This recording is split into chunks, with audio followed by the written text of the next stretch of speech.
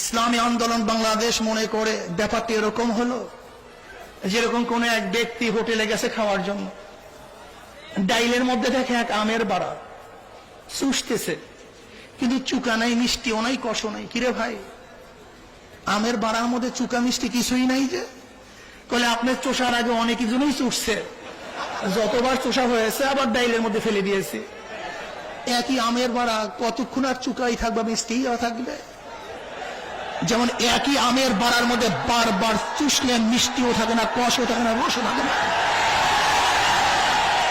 1991 থেকে 96 পর্যন্ত বিএনপিকে দেখেছি, 96 থেকে 2001 পর্যন্ত আওয়ামী লীগকে দেখেছি, 2001 থেকে 6 পর্যন্ত আওয়ামী লীগকে আমরা বিএনপিকে দেখেছি, আবার আওয়ামী লীগকে দেখেছি, আবার যদি বিএনপিকে দেখি, এই বিএনপির মধ্যে আওয়ামী লীগের মধ্যে চুকা নাই, রস নাই, মিষ্টি নাই, কষ নাই।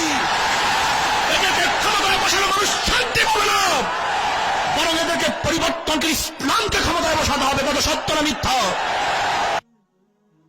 Press the bell